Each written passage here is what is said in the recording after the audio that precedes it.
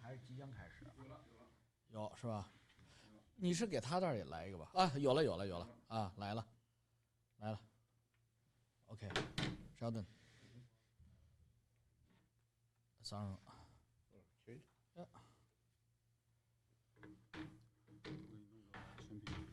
不用，这不用，挺好的啊。测试，鸟枪换炮了啊！测试，突然袭击。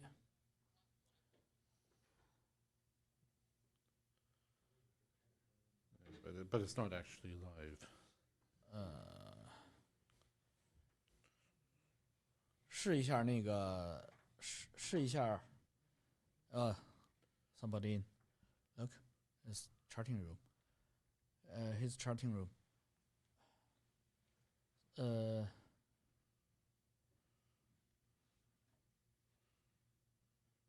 Can we switch a camera to Sheldon? It looks like 2 minutes delay. 就是咱们能不能说点正经？什么泥石流、景田怎么回事？咋这 ？OK, Sheldon, you're online. Look. Hello. Oh, There's yes. 2 minutes delay. Yes. 2 minutes delay.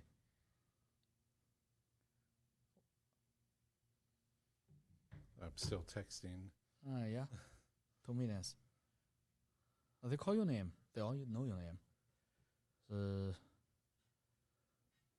Yeah. And tomorrow they will set up a television here and big screen, so we can see here. Today we don't have the television, so we have to see small screen.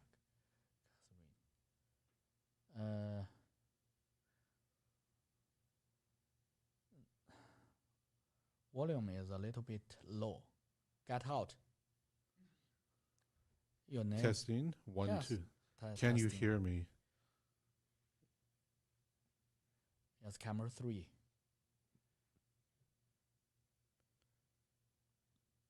效果不错，有专业演播室的感觉。它不是有专业演播室的感觉，它就是专业演播室。你们这帮山炮。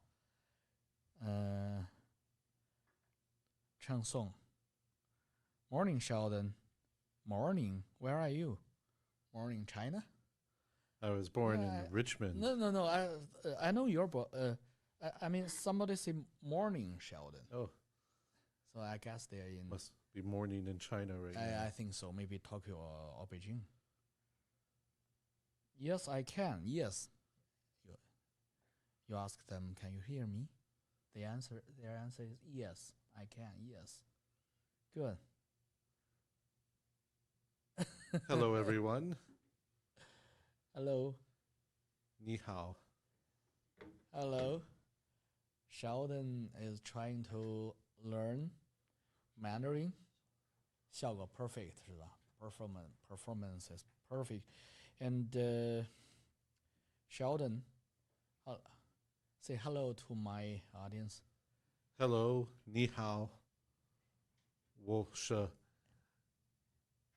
西安人. Good. Better than my English. My accents. I have to get the accents down pat since you have 4 intonations in Mandarin. Yeah. You know so much, but forget that. Just one. Just, just like speak English. Doesn't matter. Accent is nothing. And people can understand because they all know you are not Mandarin speaking people. So don't worry about the accent. And in like high school, English. high school, I studied some French, but they should have given us the option to study some Chinese too. Yes. Because I don't use French in British Columbia. Yes. 声音不小，很正常。Okay. Actually, we need a translator here, and she's not here. I don't know why. Because we are today. We are testing. It's not a formal online stream, and let's waiting for her for a while, and I'm too overdressed for the occasion. yeah, you scared me. I haven't put my What's this? It's a tie. It's Whoa. the Looks the so- cufflink, but it was custom made for my great uncle. Oh, This is a silver dollar, $2 silver from I think this was made around 1958 for the 100-year anniversary of Canada. oh, But my great uncle was mayor of Vancouver at the time. oh, it's beautiful. It's old though. It's kind of tarnished a little bit. Okay. The camera two，你们应该其实给 Sheldon 一个 detail。那个 ，Can you give Sheldon a detail for his beautiful $1 silver coin? Okay, good. 2 minutes delay. Okay, they have already got it. Good. Okay, good. Good. 各位观众啊，各位观众，我的观众啊，now we have more than 100 people online. 各位我的观众，大家好啊。我们在温哥华列治文市的正式的一个我们为竞选做的演播室里，今天是第一次测试。You all know me so much. You know我的这个演播厅就是我们家那 furnace 壁炉。But here is very good, perfect. So equipment is the best thing in BC, even in Canada. So it's very professional. This is Lao Wang style. Lao Wang want to do something, Lao Wang will do it in the best. Try my best to make achievement. No matter win or fail, it doesn't matter. We just trying our best to enjoy the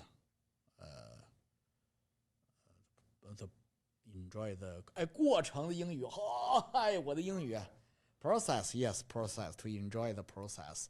So you know, I have to talk you with a long time to practice my English, and also I think you can learn a little bit Chinese with me.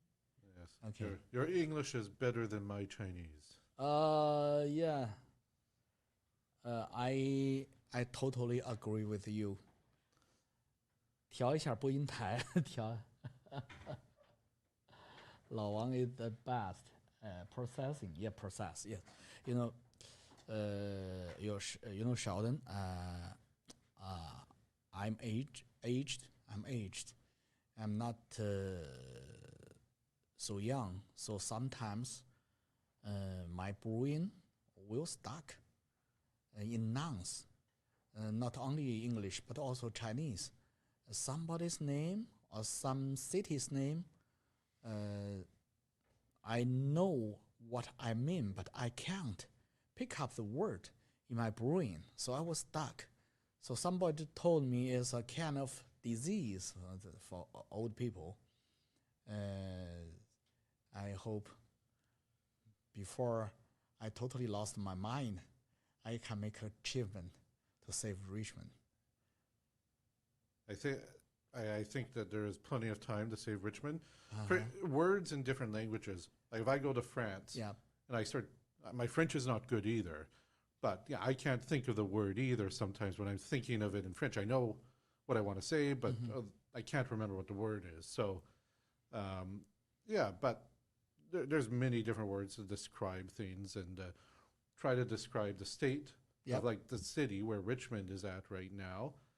And that's the good thing about the English language, is that unlike European languages where there's rules to how you speak it, it's easier. English much is easier. freestyle. Yes, freestyle language. You can take words from other languages and convert them into English. Yes. So I know. Yeah, can always think, if you can't think of something, there's like, okay, something similar, and we can describe it that way. Yes, and you know, in program part, English is very same to Mandarin. Very same. We say somebody do something. and you see somebody do something, but in Japan or in Germany language, they say somebody, something, doing. More strict. Yes, you have to wait for a long time to know what is their real opinion, such as I, you, love, I, you, hate. So you have to wait for the final words comes out from the mouth. So before that, you cannot know what they mean. In Japan, same thing. I choose steal. I choose like.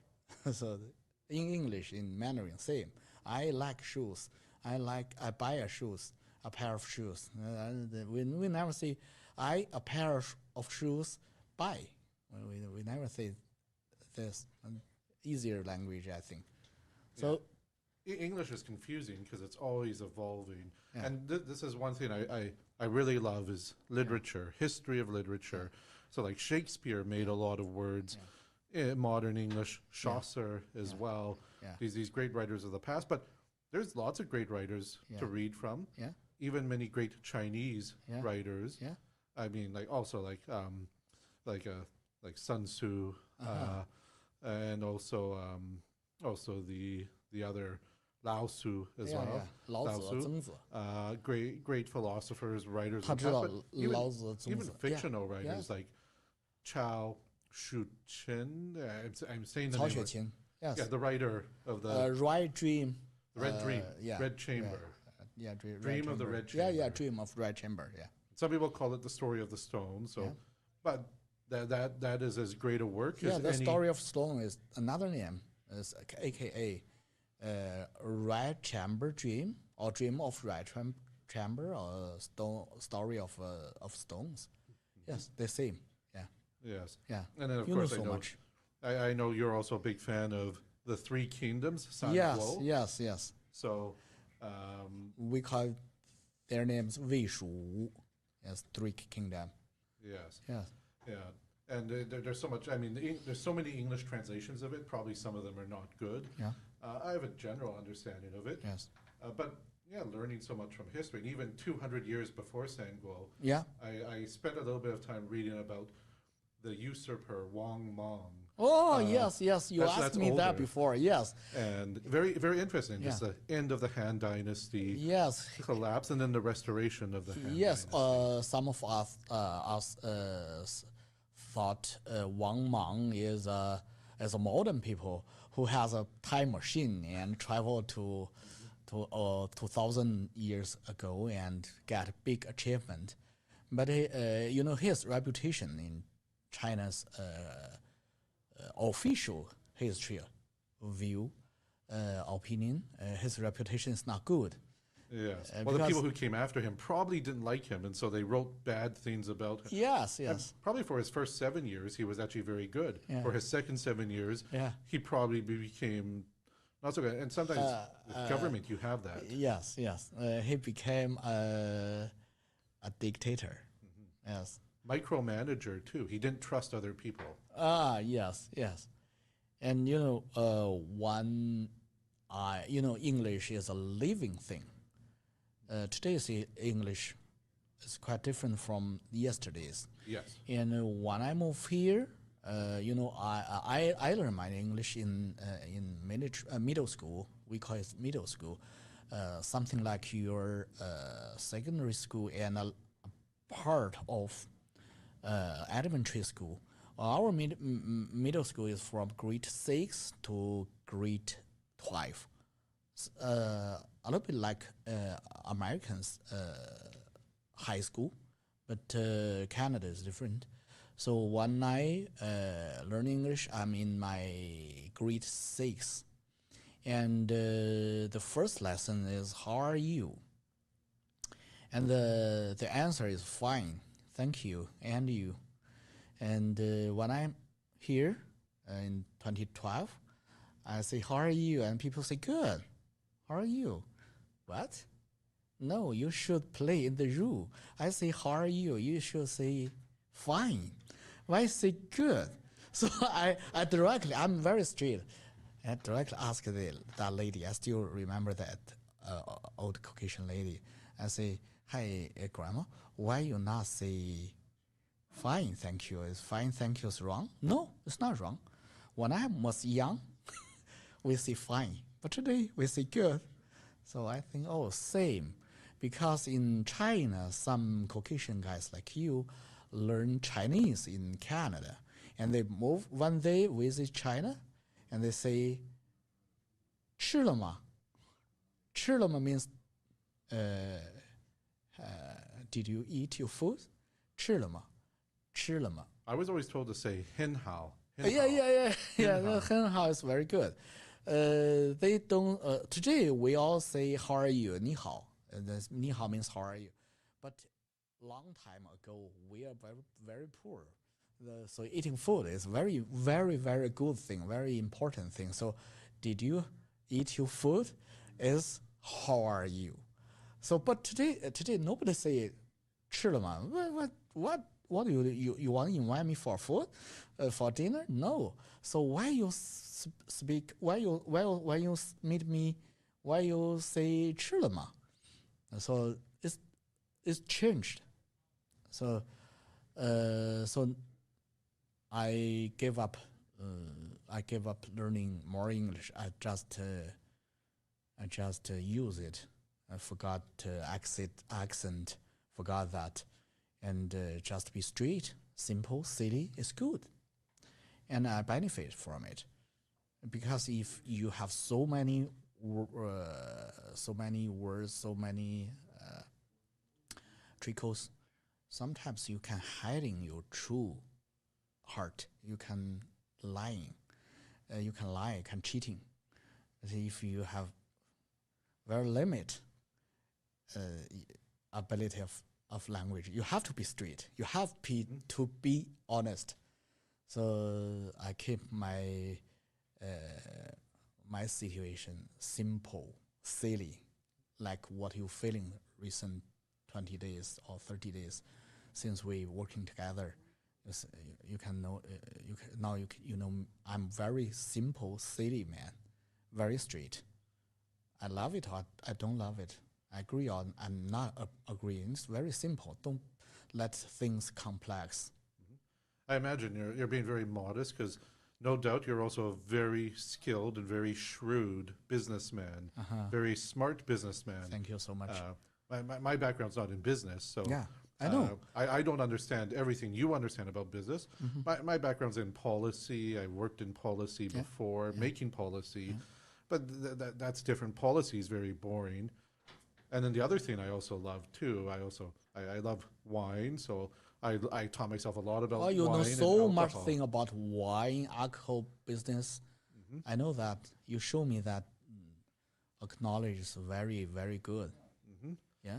And I mean, it's something that we're seeing around the world. Actually, China itself may actually be the savior of the alcohol business, because so many people in China like alcohol, but around the world you're seeing alcohol consumption come down, because there's a lot of health campaigns. I think the Canadian government put out that no level of alcohol is safe. But if you even talk to like people in the French government, the French are like, well, no, we still want people to enjoy wine and all of that. Yeah. But alcohol, it's been made for thousands of years. Yes. In China, Yes. in Europe. In Europe, yeah. And part of the reason was because if you drank water back then too, you could die from drinking water.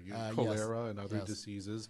Yeah. So fermented alcohol was much safer, the only safer thing to drink. But there's a lot of tradition in how different wines are made, whether that be some is older than others, like Bordeaux wines versus maybe wines done in the south of Italy or Greece, versus Champagne, which I guess more relatively newer. And Bordeaux is quite newer and modern as well. To Baijiu in China. Baijiu. Yeah. Thousands alcohol. of years. Yeah, It's been made for thousands of years. Sure. Like pits in caves and all of that. And it's very fascinating, because these are history of our cultures, civilizations, and I think it's good to know, and I think people should also enjoy alcohol responsibly with friends, over dinner, socially with other people. And I think that's one thing we lose in this modern day where so many people are on their phones, they're on social media too much. And we're also not going out. We're not going out to restaurants as much. And just maybe opening a bottle of wine or baijiu or whiskey and sharing with other people. Yeah. Yeah. Yes. Because today is our testing, and we need somebody else. Wait a moment. Uh,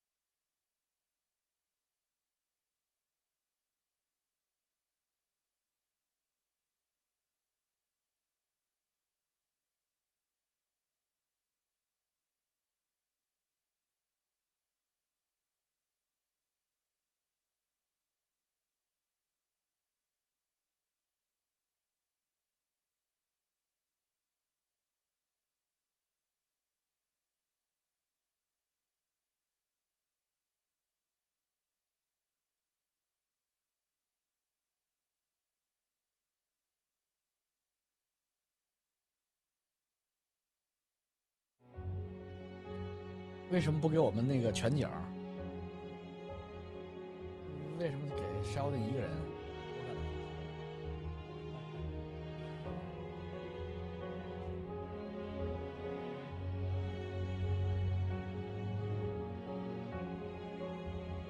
？They add a little adjustment. So.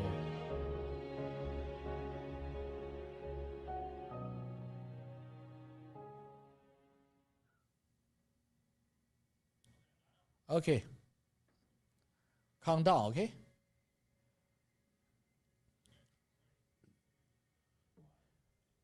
Good. Hey, Shelton, we're transparent. We are transparent. You see, do you agree with me? We will bring this transparency to the council. I agree with that. Yeah. I think there's been very little transparency. Yes, next time, please sit here. We can have a fight. It's too far away from you. Mm-hmm. Yes, we're working together. Let's talk about some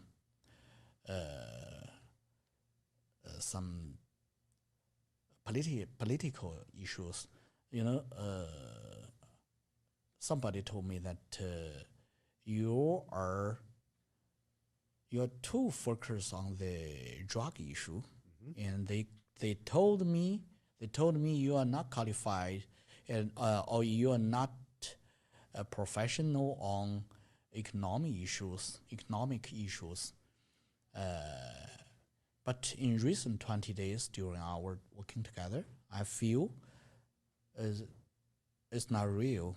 I feel you're really professional in doing business or running a business, and you have experience. And talk about your economic opinions and your running business experience, and let our Chinese communities audience know the truth. Okay.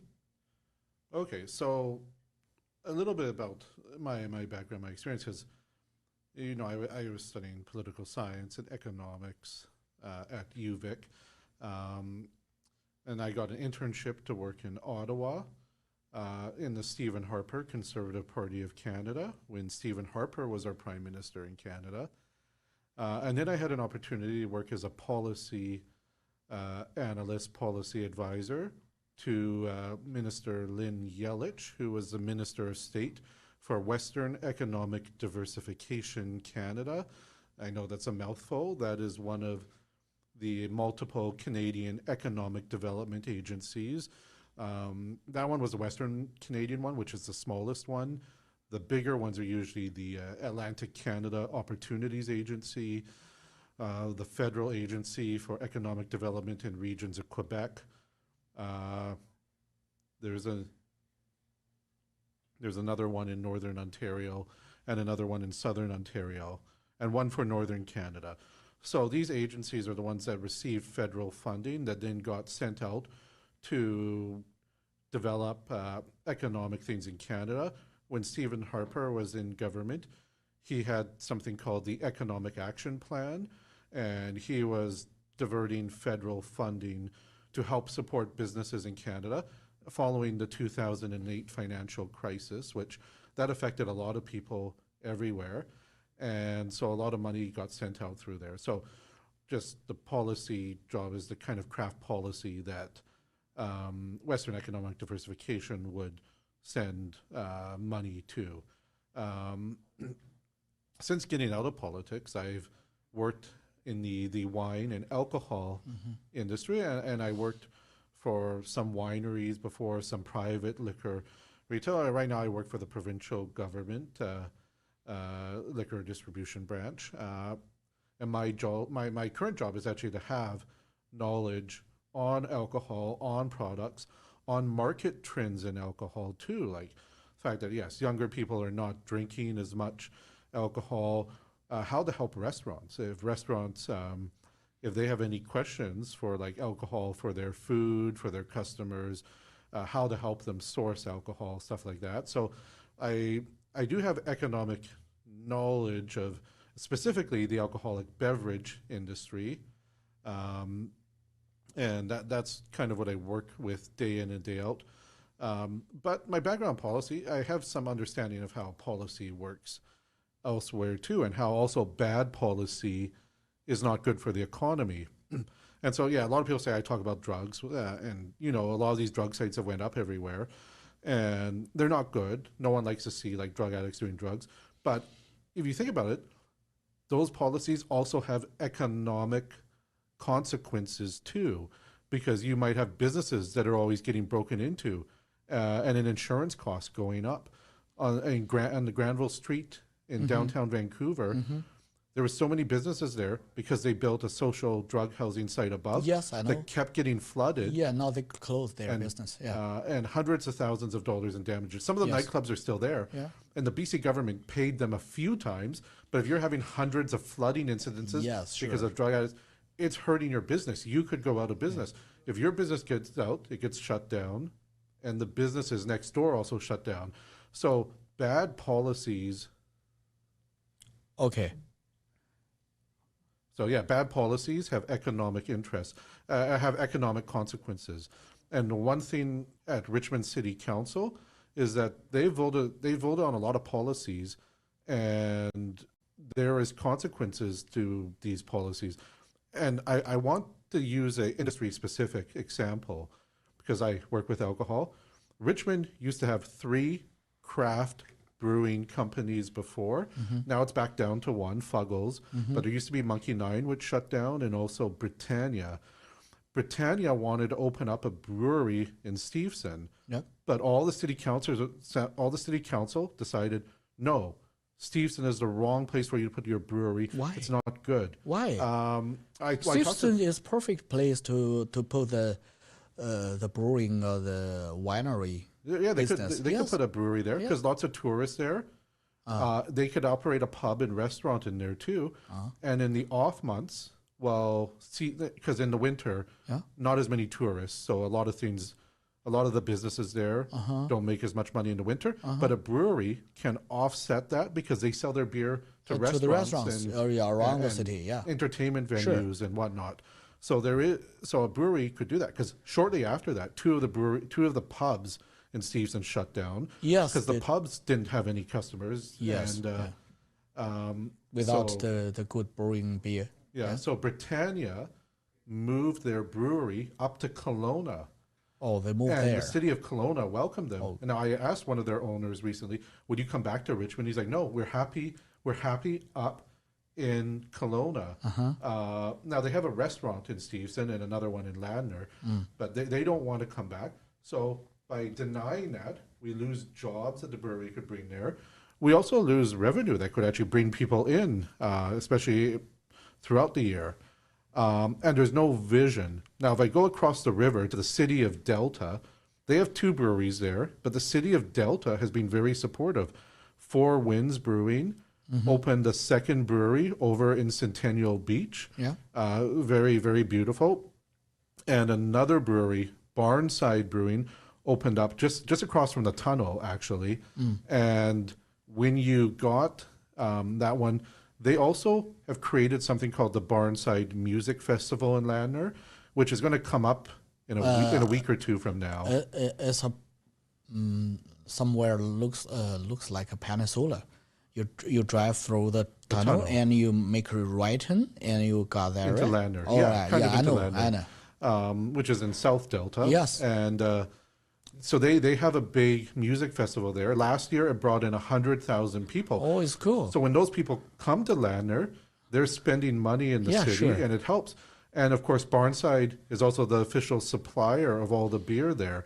So the city of Delta also has a bylaw that if any city events that are done in our city, the official beer supplier has to be one of the breweries from the city of Delta to support their local brewers. Yeah. So when we do events in the city of Richmond, it's funny, we use Barnside actually from Delta, but I know the only brewery left in Richmond complains that why isn't the city of Richmond also helping promote local Richmond brewing producers? Now, this is just a very small niche market. Yes. An area, but in China, we have an old saying that if you see a spot of a jaguar, you know the total view of you can guess. So 窥一斑而知全豹. If you want to see a whole jaguar, you can see a small part of its skin and you can imagine. So only is a small area, but we can imagine the attitude of Richmond City They are anti-business. They're anti-business. Or they're just so old and out of ideas. Yes. That they can't see the future and the future economic potential. Yes, you're right. In the city they of all Richmond. grandpa and grandmas. Yes. Yes, they stuck there. And also, like I look at the airport. We have Vancouver International Airport here in the city. And one thing I know, like Mark Carney has talked about selling off airports. So if YVR comes up for sale, I think the city of Richmond actually should try to buy YVR, because there's a lot of potential that we can make a lot of money through the YVR, because it's the main airport in Western Canada. Yes, it's good idea. Good idea. And we put that mall in. They put that MacArthur Glen Mall there, but they made it into a strip mall. And it's like, why was the vision so limited? Singapore, when you go to the airport at Singapore, they have that big shopping mall right there called the Pearl. Yeah. It's luxury retail. Some people just fly into Singapore, shop, and then fly back out. They like their airport. Yeah. Yes. Yes. And so Singapore was very smart. We have all this great shopping, luxury retail here. Yeah. All the people that are flying, they can afford to buy some of this stuff. Sheldon, we should copy them. We should, because we have the top airport in Western Canada. We are the Asia Pacific gateway. Yes. Now, of course, the city doesn't have jurisdiction. There is a YVR board, but the city has some representatives on the YVR board. Yes, two directors, right? Yes. Okay. And we should work with them to have a vision for the future, because we're right at the airport. People come and travel through here. Maybe they don't want to go 30 minutes all the way downtown. So why can't it just be right here? Yeah. And one thing I know you had talked about too in Richmond is you'd like to see more food trucks. There's so many things up here in the city center where there could be more food trucks. I actually want to see a major Asian food festival in Richmond. Yeah. People go down to Texas, and I know you've gone down to Texas before. Yes. People go down to Texas for Southern barbecue. Yeah, sure. And those barbecues bring in lots of people, lots of money. Yeah. And some of the best barbecue is down in Texas. But we have some of the best Asian food in North America. Yes, here in Richmond. Yes, we need more. And we need more. Yes. But we also need people to come here and realize that if you want the best Asian food in North America, it's not in New York, it's not in LA, it's here in Richmond, BC. And we need to turn Richmond into a food destination that will help support our local restaurants, food trucks, and bring people in and try to make life easier so that hopefully the food is not too expensive. Good. Sheldon 讲这个美食节的概念啊，真的是非常的好。I'm trying to translate your words in simple Chinese. So 我们列治文本来就是有美食节的，亚洲美食节，因为我们列治文是谢延信也知道，就是西人也知道，我们列治文是一个特别好的亚洲美食之都，实际上是比纽约、比多伦多有更好的基础的，所以我们不在这儿做亚洲美食之都、亚洲美食节，不在这儿开亚洲餐车是很愚蠢的，非常愚蠢。I mean, they're stupid. The Brody government, they're not promote the Asian delicious foods festivals, and they do nothing. And we have the best advantage, the best thing, delicious Asian food in the city, but we almost did nothing in the past decade. So let's talk about this election. It's free. We have we're just testing our new equipment. So let's talk about this time's election, Sheldon. Some of my audience, they all know you have already run for the mayors in the past 10 years. City council. City council? In 2020. Oh, 2020. And how many votes do you have in 2020? I had about 5,500. It's pretty good. first time. And no one knew who I was at that time. Yeah, you're a pretty new guy. Yes. And this Not time, new to politics, yes, but new to running for office. Oh yeah, and this is the second time you tried, and the first time you tried to be the mayor's candidate. Correct. Yeah. Is it possible? Just possible is to you withdraw your mayor's candidate and to change to be a councilor's candidate? Why I ask you this question is before July, you and me, we don't know each other. And even me, before June, I don't have any idea to join the campaign. But today things changed. We have a lot of supporters that all over Richmond, they are first-time voters.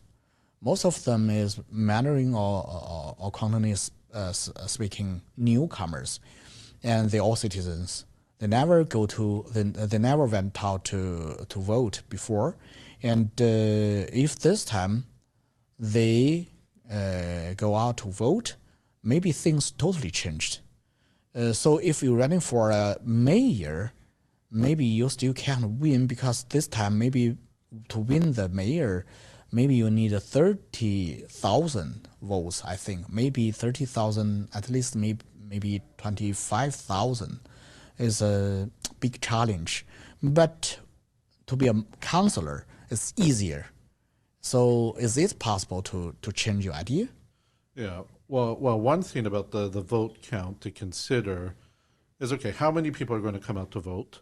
Yeah. In the last election, had the lowest voter turnout of the last three elections. It was just under 25%. In 2018 and 2014, it was between 30 and 35%. Yes. So it went down 10%. So typically you would see between 30-35% turnout for an election. This time, right? So it might come back up to that, but it might even be a little bit higher than that, because there might be new people coming out to vote. So we don't know how all the votes are going to go.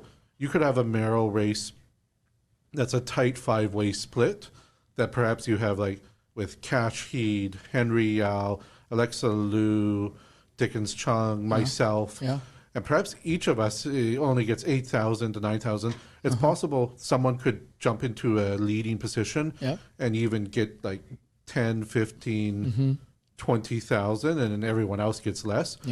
The possibilities are endless, and we won't know till election day. What we do know right now is that Cash Heed is in the lead, ahead of everyone. I know the last polling put me in second, right behind him.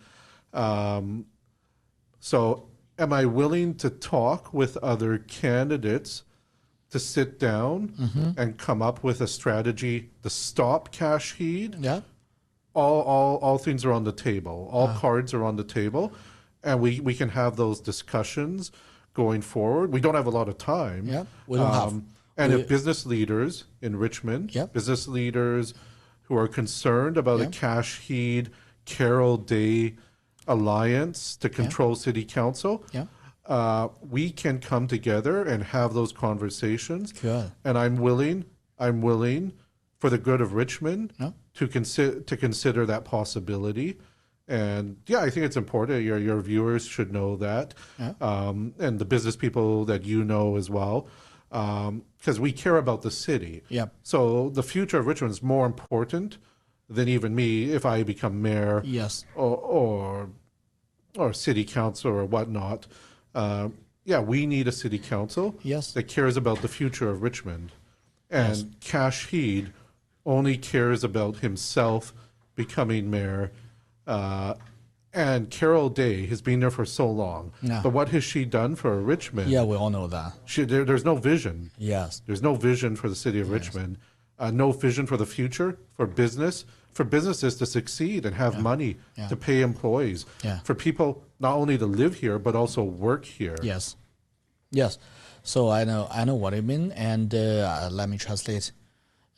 就是谢延信的意思就是他作为一个市长候选人呢，他非常有信心，因为第一次竞选他就拿到了5500票，虽然上一次没有选上呢，但是呢，作为一个素人来说，能拿到5500票啊，那是一个很伟大的成就。所以呢，这一次呢，因为有7、8个候选人来竞选市长的位置，而且大部分人呢，其实也没有比他更强啊。最近的民意调查 ，Cash Heat 排到第1，谢延信呢就是第2，所以呢，我们毫无疑问的，谢延信同意，毫无疑问的同意 Cash Heat 目前是遥遥领先，或者是他不承认这遥遥领先，就是说领先，也就是说不出意外的话呢 ，Cash Heat 会赢这次的市长选举，但是他认为 Cash Heat 不是一个非常称职的市长，当然他说了一些对于 Cash Heat 表示攻击的话，我就不翻译了啊，这个我们都是自由发言的，所以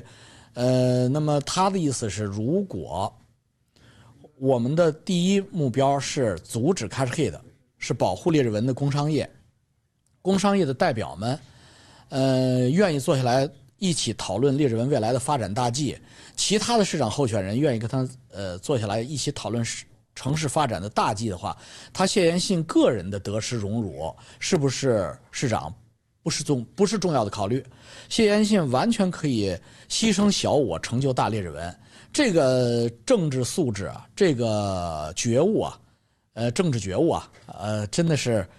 我觉得他们对于谢延信的这种小看是完全错误的。就 I'm seeing high praise for you, it's good. Your attitude, you bring very clear. Your attitude is very active and very smart. And I totally agree with you that business owners, big business owners in Richmond, a lot of them are my viewers, or even they are my friends. If you want, I'm very happy to invite you together and we sit down, maybe here, maybe a restaurant, and we talk together. OK， 刚才休息5分钟 ，OK， have five minutes rest we have. OK， 这么多美女 ，Hi, beautiful ladies，现在没有。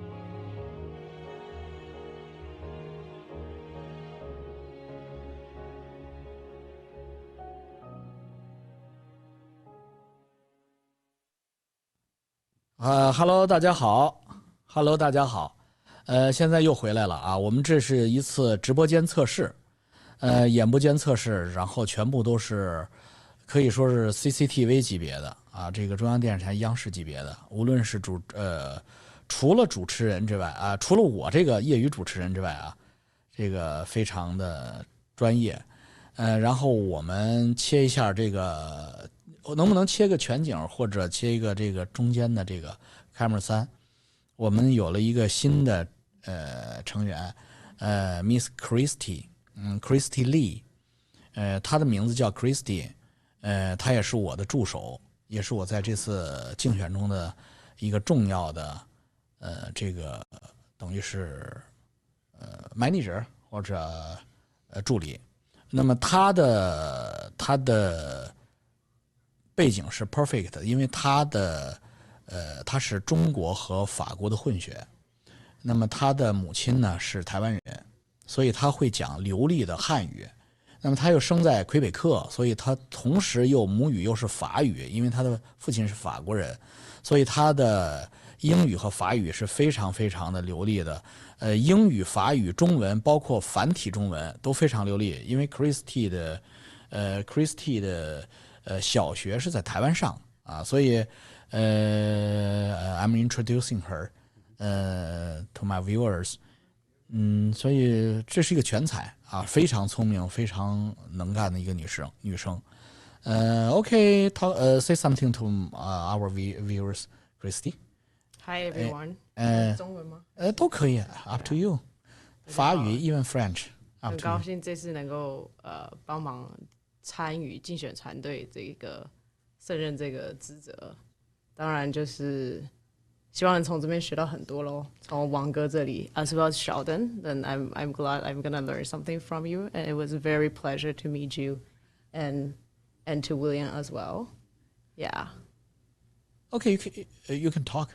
You can talk and just close to the microphone. Okay. And don't swing your head because their microphone, they told me the best distance is within 20 cm, right? Okay. Yeah. Okay. So actually, I think people want to think about, want to know why Sheldon is interested into politics. What got you involved? Well, that is a very interesting. I was a very unusual child, let's say, because I liked politics as a kid. I liked history. I liked history and I liked politics. I was also a little interesting because it's in my family too. My great-great-uncle, he was a politician. Now, I didn't know him. He was dead before I was born, but he was mayor of New Westminster from 1941 to 1949, I believe. And then later on, he became mayor of Vancouver from 1951 to about 1957, 1958. So his name was Frederick John Hume, Fred Hume. And yeah, he at the time he was quite he did a lot of good things for the city of Vancouver, and it was fun I guess learning about what he did. But I always liked it. I liked the history. I liked reading about that. Historical figures. Like there's many people throughout history that I also like to read and study. One of my favorite conservative heroes, as I'm a conservative, I don't have to fool anyone about that, was the British Prime Minister, Sir Benjamin Disraeli. That's going back quite a long time, but he was the person who, at the time, everyone thought, well, conservatives only support the lords and the nobles, all of that. He made it accessible to the working person. And I think that's one thing you always need to be cognizant of, that when one party thinks, oh, the workers, the normal voters, they will do what we say, they get arrogant and entitled. And one thing from my time working under Stephen Harper always said that we are the government today, but we do not own the votes. The voter chooses who will be the next government. So we could be here today and gone tomorrow. So we have to respect the voters and what they want, and every vote must be earned in an election. So, yeah, I like learning about history, and I think we should learn from history so we don't make the same mistakes over and over again. So it's important. But yeah, no, I guess the reason I got involved is because I like history, and I like policy. And as I said earlier, good policy. Not only policy, history, winery. Whole business. You like so many things. But wine, but even wine in Beiju is also history. It is history. Yes, sure. It's culture. It's history. Thousands of years of tradition. You even know 王莽。你知道王莽吗 ，Christy？ 王莽。不知道。You see, she didn't know who is 王莽。那你知道《三国演义》？你肯定知道是吧？三国演义我知道。那你告诉我，曹操。孙权和刘备到底是哪三国？就是他们三国的那个 title 那个 country's name。我只知道他们是战国时代的人，我大概那不是战国，是三国时代的人。魏蜀，对，我想起来了，我想起来了，很小很小，肯定当然知道了，因为你上过小学嘛。对。Even some Chinese figures, I think that are very important, and they have a connection to Canada. I mean, if you go back 100 years, you could say Dr. Sun Yat-sen. But my favorite is Liang Qichao. Liang Qichao, who was a student of Kong Yu-wei. Yeah, they lived here for a long while. They were here. Yeah, worked here, yes. There is funding. And I say to people, actually, modern China does have a connection to modern Canada and the USA, because how China shedded the Qing dynasty was because of Chinese Canadians, Chinese Americans who were working hard here, sending money back home, supporting different visions for the future.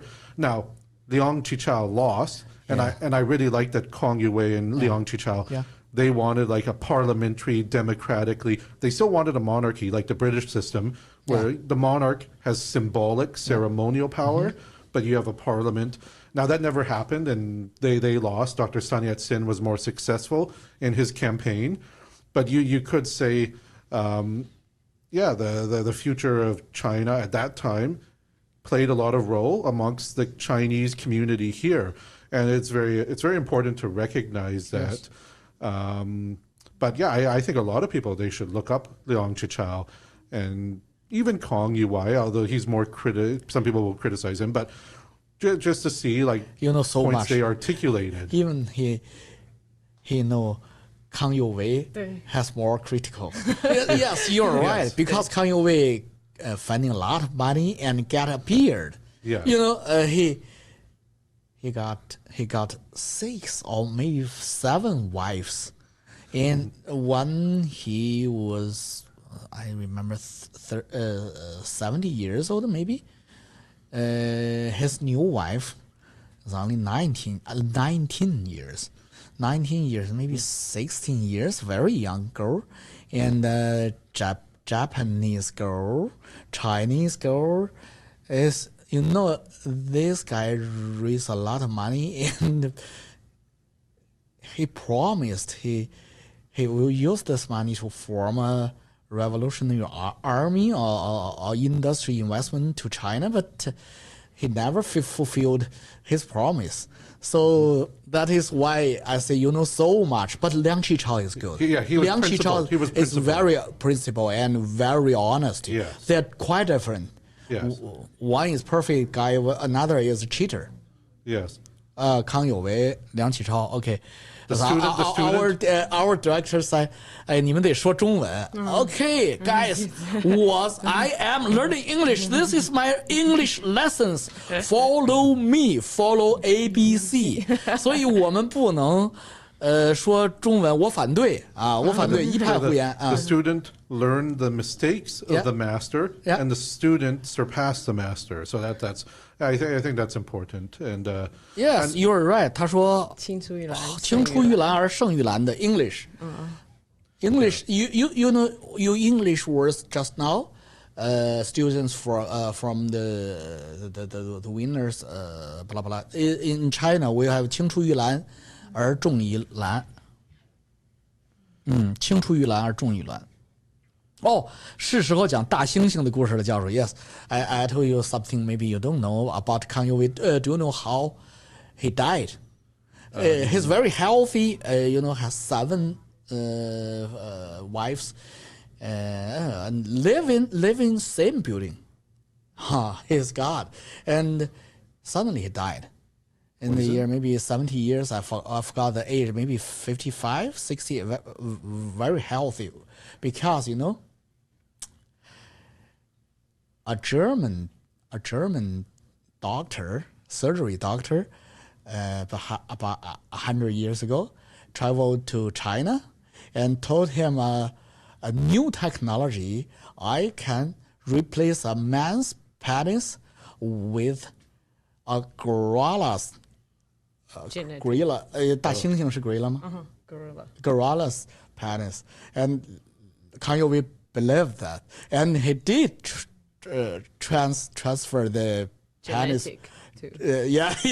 And you know what happened there? Within 100 days, the new penis died, and he died. Infected, probably. Sure. Yes. So it's very funny. Very funny. It's crazy. It's crazy, right? Thankfully, modern medicine has come a long way. Yeah.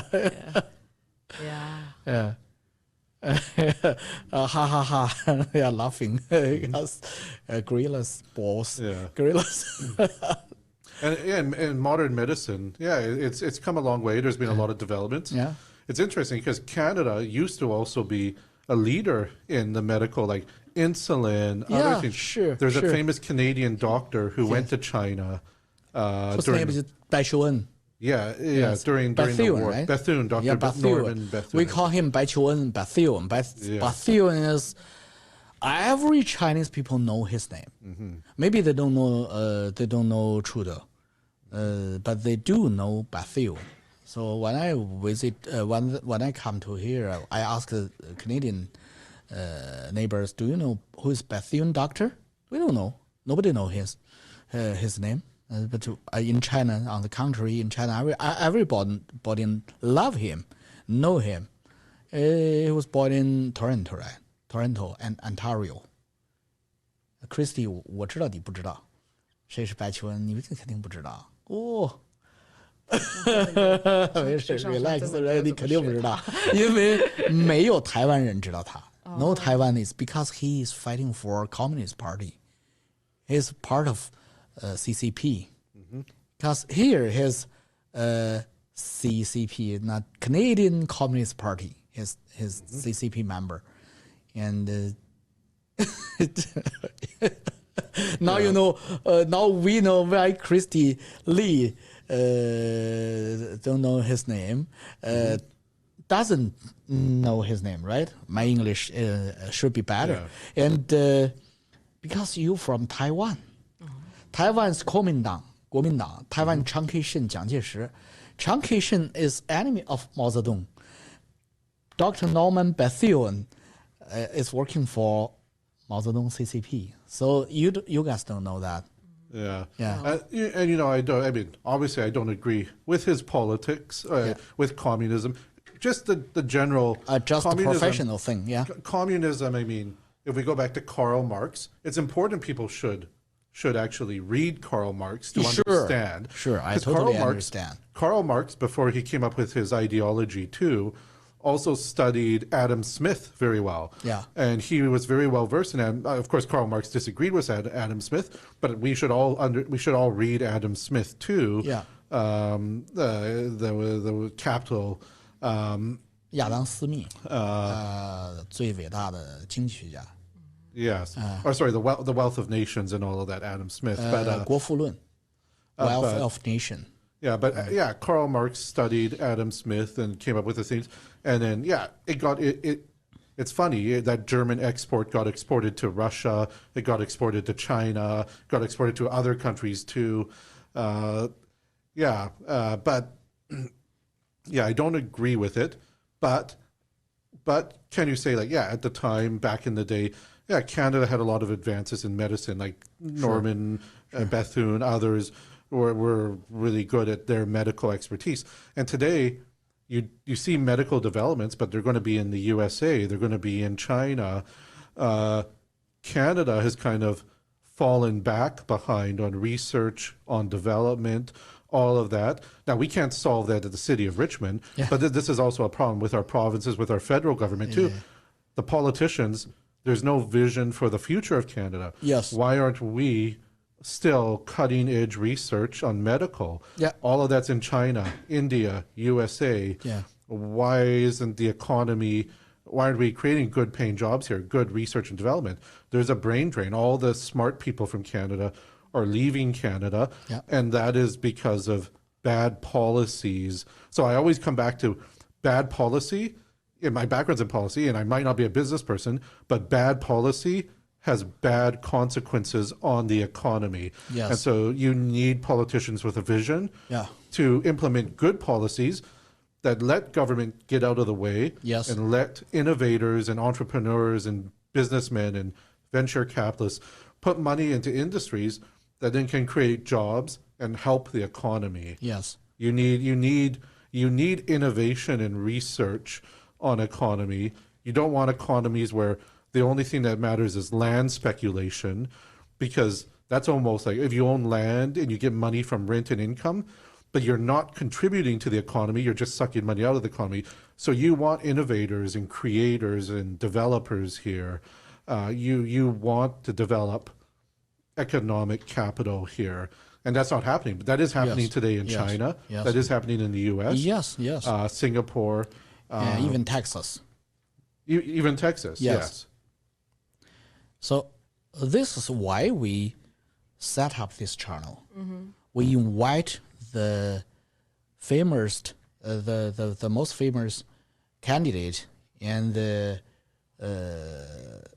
candidate of mayors or councillors. We invite them and talk to them and freestyle and let the viewers, the Chinese Chinese communities members know you and don't trust or don't read the fake news, just face to face, just feeling, listening, and understanding.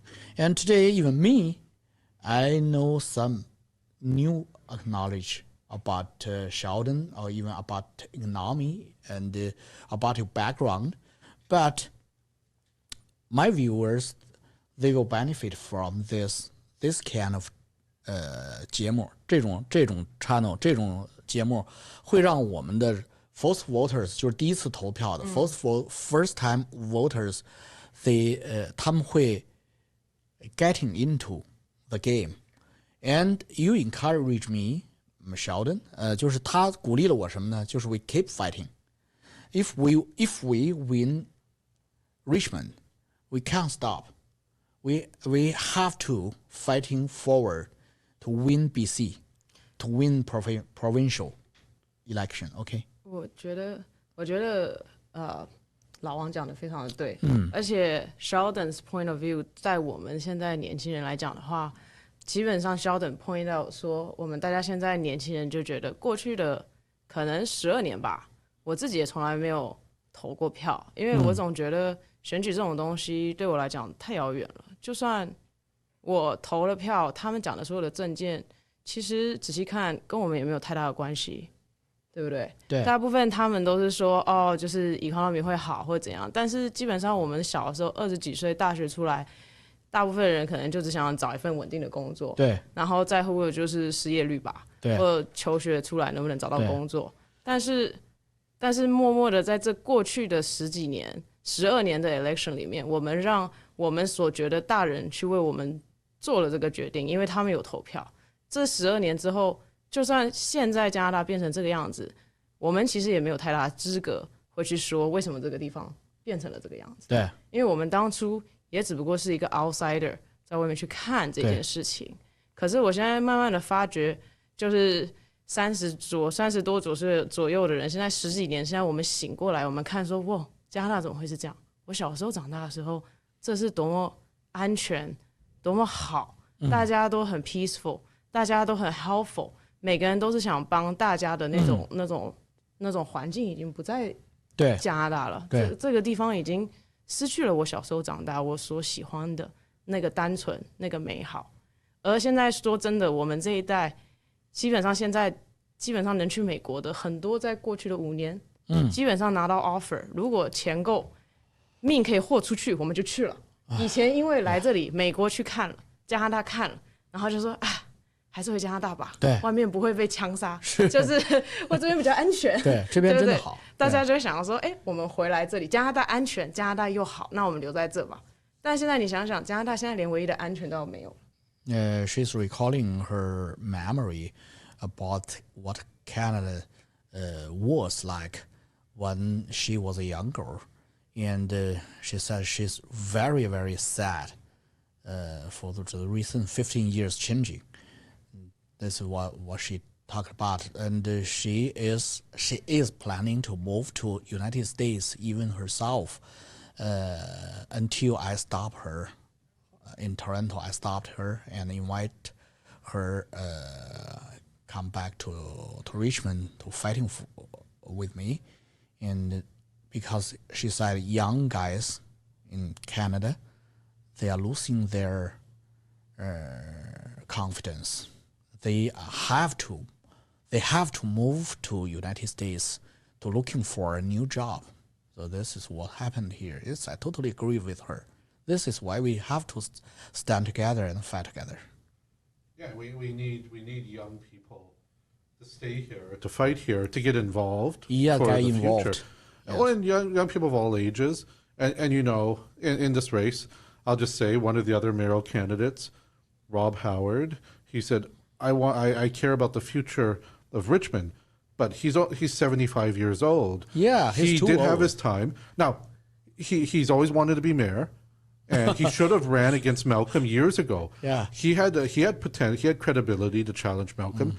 But when he says that, we need a plan for the future of the city. Will he bring change to the city of Richmond, or will it just be a continuation of the same old how it's always been done?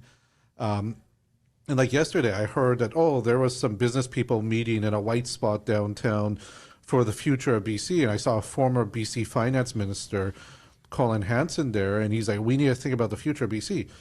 Well, these people were there. They had their chance. They caused a bunch of problems and then allowed the NDP to come in and get elected.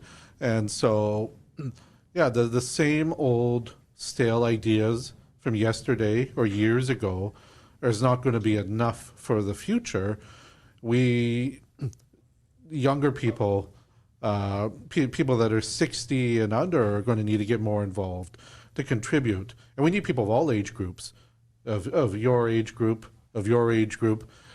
we need collective experience and insight and knowledge, because everyone brings different skill sets to the table, just to have a different future. And I know Cash Heed also tried to attack. Cash Heed is 71 years old. He's about 71 years old. Yes, too. They are too old. 71 years, 75 years old. Well, during the debate, he tried to attack me. You don't have experience. The city of Richmond has 2,000 employees, $1 billion operation. But what he doesn't realize is that the mayor of Richmond is not the CEO of Richmond. Yeah. The mayor of Richmond is one person on council. There's one mayor, 8 councillors, and all their votes are equal. Yes. So you could have he 8. is part of them. So you could have 8 councillors that all disagree with Cash Heed, and hopefully we do. If he becomes mayor, hopefully we have 8 councillors that oppose him and take away his power. But he's one vote, and he can be outvoted by all the other ones. So the mayor is not the CEO of the of the city. Yes, and also he likes to talk about his 47 years of experience. Well, he was in Vancouver for so long as a senior police officer there. If his 47 years of experience led to what Chinatown is today, because if you go back 47 years ago, Chinatown was actually much better, nicer, cleaner. Sure, we know that. Yes, we all know what happened in Chinatown, East Hastings Street. So that is why we support you. We can't let Richmond change again. And when my great uncle was mayor of Vancouver, families could walk there with strollers and everything's sure. But now you walk to Chinatown, so many stores are boarded up. It's walking Retail back. spaces they're all boarded up. There's no business there. Yes. And you have it's like The Walking Dead. People are zombies. Walking Dead. Needles passed out. Yes. Feces everywhere. It's a travesty what has happened there. And now that Cash Heed's 47 years of experience did that there, now he wants to come to Richmond and bring that same downtown east side, what happened to Chinatown, here to Richmond. Yep. And it's like, no, I don't want that. I disagree with that. I reject that. He might say, oh, Sheldon, you don't have experience. It's like, sure, you know what? What I lack for an experience, I can make up for an integrity. But what Cash Heed lacks for an integrity, he can never make up for an experience. Yes. Just to quote a wise person. OK，咱们测试了20多分钟了，时间过得真快啊。The time passed so quickly. Because we love each other. So time, I know a theory of reactivity, right? Albert Einstein's theory of 相对论怎么讲 ？Theory of reactivity. Relativity. Relativity. Yes. When you're sitting with people you loved, the time become faster. But when you sit beside the people you hate, the time very slow. Yeah. That's why Richmond City Council meetings seem so slow. Yeah, they're so slow. We have to make the clock faster, right? 那个另外一位那个主持人想试一试吗？那个你们问问他。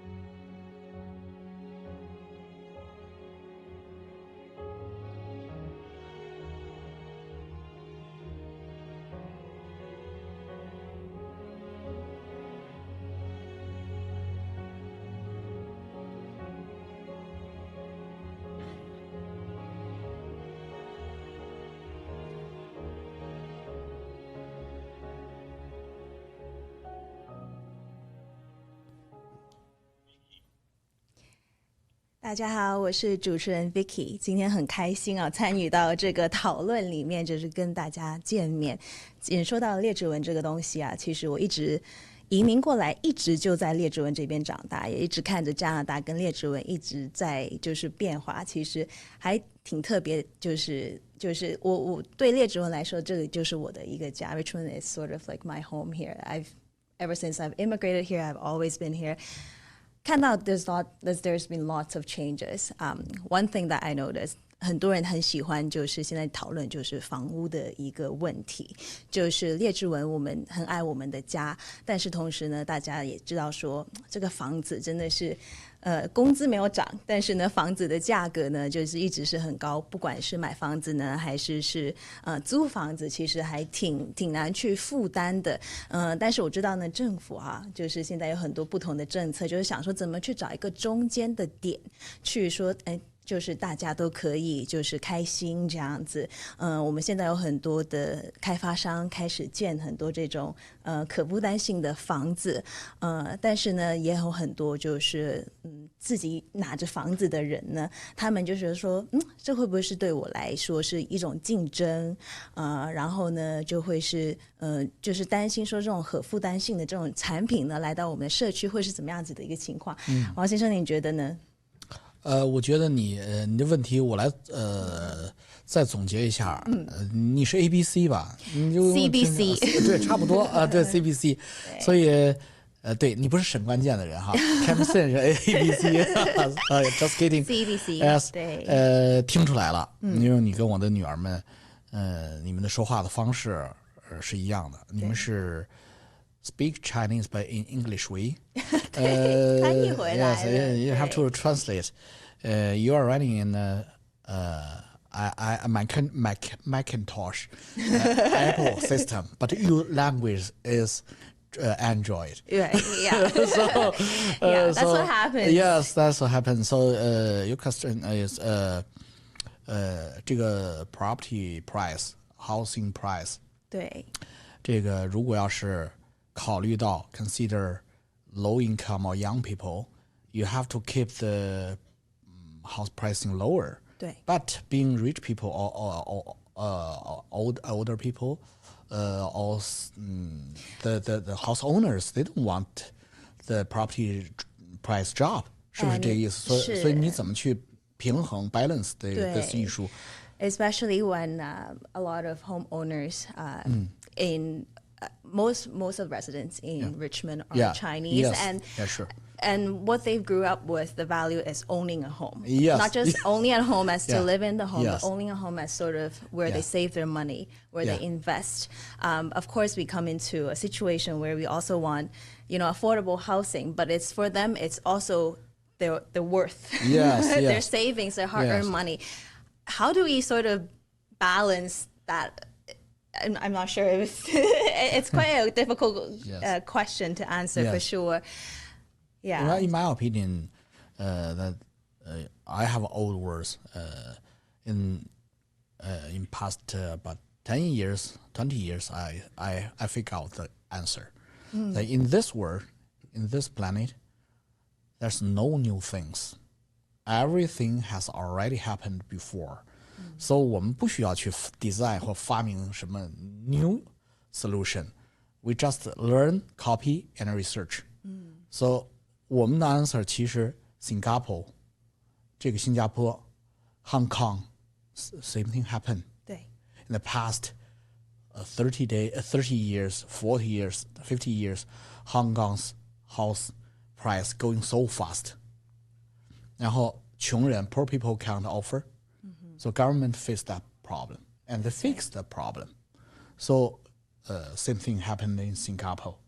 So why not Richmond? Right. So what we should do is to 去新加坡 Singapore, 台湾 Taipei, even Hong Kong, we learn.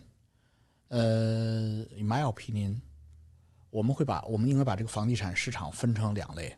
一类是 free market. Free market means we hope, you and me, everybody hope the price is going up always. At least stay Yeah. constant. Yes. This is part one.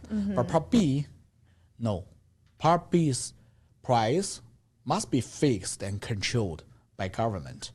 It's very, very low, almost free, because it's for low-income individuals or young peoples.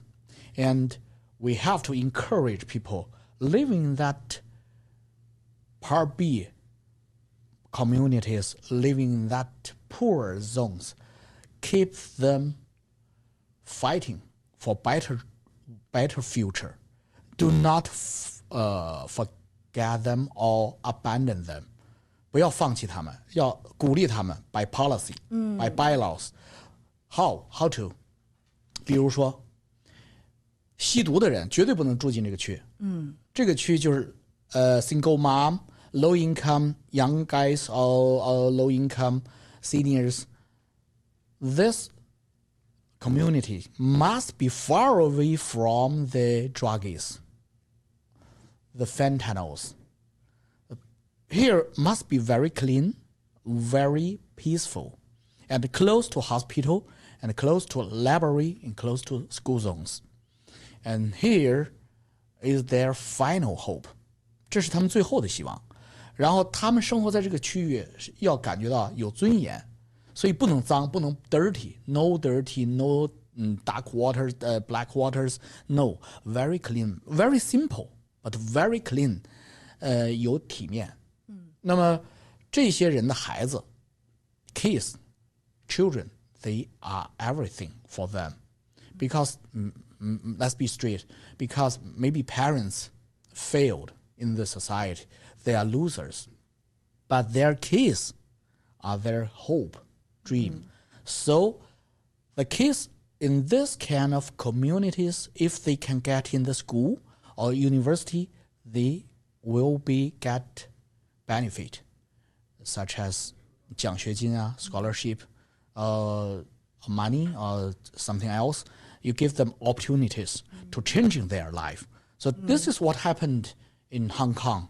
This is not my design, nothing to do with me, but this system can working very good.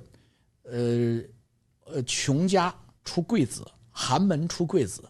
The poor people's family can raise nobleman. So 这个就是我们的 Richmond 应该做的。所以你不要说所有的独立屋你也要控制，apartment 你也要控制，而且你搞 together, mix together. So no part A, no part B. Even today, Richmond government mix drug users into the communities. So it's totally stupid. 我想到一个问题啊，就是可能maybe a question for Sheldon. I know the government's implementing a lot of affordable housing, more so affordable housing in a way that's like cheaper rent. Ever thought about encouraging people to own? Because eventually, perhaps maybe it'll be even harder to own a home in the future instead of having them to rent a home. How do we encourage? And speaking of 刚刚王先生说的，就是说 educate. You know, how do we have them learn financially? I know it's a very hard thing to do. Everything is so expensive nowadays to pay for anything. But how do we encourage them to have a step closer to home ownership in Canada, for example? Yeah, this is a good question. And this is something I've been saying, because you're going to hear during the election many people, many candidates saying, we need affordable housing in Richmond. We need affordable housing now. But if you always ask them, what does the affordable housing look like? It's always affordable rental housing. And we have to look at Vancouver, because Vancouver is a cautionary tale. Over 50% of people are renters in the city of Vancouver. 60, it could even be about 60% of people are renters in the city of Vancouver. But I don't think that rental housing is something that is aspirational to young people. Young people here in Richmond, they would like to eventually own their own home down the road. And so this is something I've been talking about during the campaign, is that I want to support affordable home ownership. But how do we do that? The key to getting there, I think, is the city government, while it cannot control market prices, it does control some prices in the sense that there's a lot of bureaucratic red tape. So when developers are doing this, you might have city councilors like Michael Wolf sitting there saying, oh, you're cutting down a tree here. We need to replace another tree here. I don't like this because it's not the right tree. You might have other councillors nitpicking the process. You have so much red tape and then demands put on developers that, oh, if you want to build this new housing, you also have to build one tower of rental housing in there too. And then you start, and the rental housing has to come in first.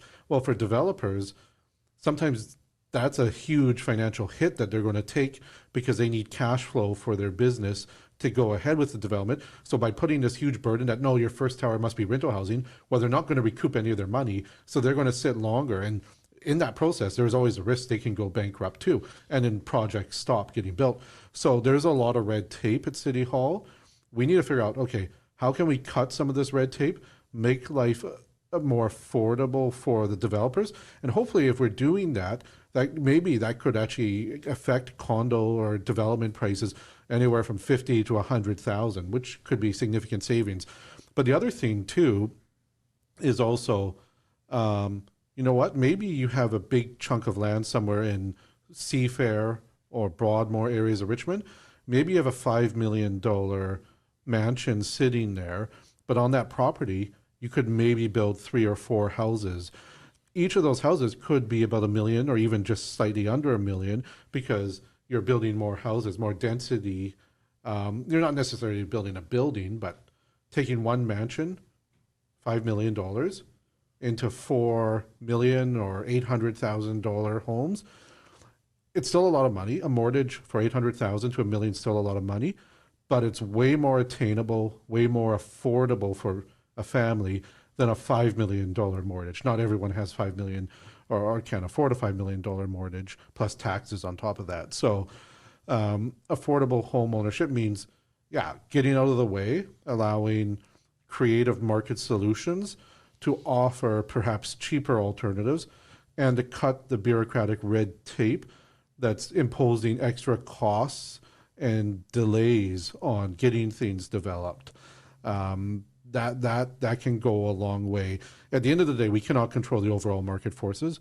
And you did mention financial literacy education. That's something that we should have in our schools, and that's an issue for school board. But unfortunately, with schools, we're too busy talking about, oh, no one wins first, second, third place. Everyone gets a ribbon. Or if you're a child, maybe your child should undergo a gender transition surgery. So we've lost the plot on education where we should be focusing on the basics in education as well. Financial literacy is something we should learn in our schools, and it's not being taught. I can agree more. Yeah， 我觉得就是很重要，就是就是在加拿大这边教育呢，我觉得就是当然不同地区有不同的教育的文化，对，就是如果可以就是多 inclusive， 什么东西都有一些的话，这样子可以帮助到下一代这样子。对。行喂，咱们今天也是测试，一晃100分钟了，96分钟了，你也待了10几分钟了。Sheldon，time passed so fast. Yeah, it did. It went by so by. Just earlier, you also mentioned Hong Kong. Hong Kong had a housing authority, and that's something that I think we could look at. There's a lot of developers in Richmond that are they still own the rental housing, and they want to get out of it. So they may be able to allow it to be transferred over to the city of Richmond. In exchange, maybe they get some fees waived on a future development. They don't care. If they have to take a loss on it, they're willing to dump it. And all that rental housing could be transferred over to the city of Richmond for the city to manage, maybe under a Richmond Housing Authority. That is something that I think we could look at. Should there be some rental housing? Absolutely. Should there be some affordable housing for like maybe low-income battered woman, like a single mother who's escaping an abusive relationship? Absolutely. For seniors with pensions, that their pensions are not adjusted for income, so sometimes their pension incomes are not going a lot farther. We need those opportunities here in Richmond. But the other thing too, with the housing in Richmond, sometimes they've also built like low barrier housing. So anyone can go into low barrier housing, but that includes drug addicts there too. So we also need to make sure that all future housing in Richmond, affordable housing and also supportive housing, must be drug-free and crime-free. And that those who have drug addictions, we need to get them into detox centers and treatment centers. And if they can get better, we can release them into a supportive housing that is drug-free and tell them, you cannot return to stealing and stuff like that. Because the two supportive housing sites in Richmond, but particularly the one on Alderbridge, if you look down into their backyard, you see so many bikes there. There's 40 units there, but there's way more than 40 bikes and scooters in there. Oh. And I don't think those people bought those bikes and scooters. They were stolen. And many people can go to the Instagram account, Neighbors of Richmond, and go and take a look and see the videos of what these drug sites have brought to Richmond. Our city councillors will deny it, saying this is not true. But it's really hard to hide what our eyes see and our ears hear. 完了，谢元信完全停不下来了。Okay, continue, please. I'm talking to my viewers. You just speak. Okay. So, yeah, the housing. I think we need affordable housing. We need supportive housing, and some of it is rental, but we need affordable home ownership too. That is aspirational for young people as well. And that's a lot of the people that talk to me. They're young people in their 20s, more so 30s, 40s. They might live in apartments in the city center, and their apartments have been broken in by people high on drugs, breaking into their cars, their mail rooms, stealing everything. And they're like, we don't like this. And eventually we want to be able to afford a house. We have a young kid. Oh, we're also worried that our young kid could also be susceptible to doing drugs. And we all know the story, too, of the young girl, Emily Liu, 14 years old. She was seen there was a video where she was seen in Richmond with a drug addict, and that's probably where she got the fentanyl, where the next day she died on that fentanyl. And I know her mother's like, how is it that a 14-year-old girl can get fentanyl? It's being made here in Vancouver, in Metro Vancouver.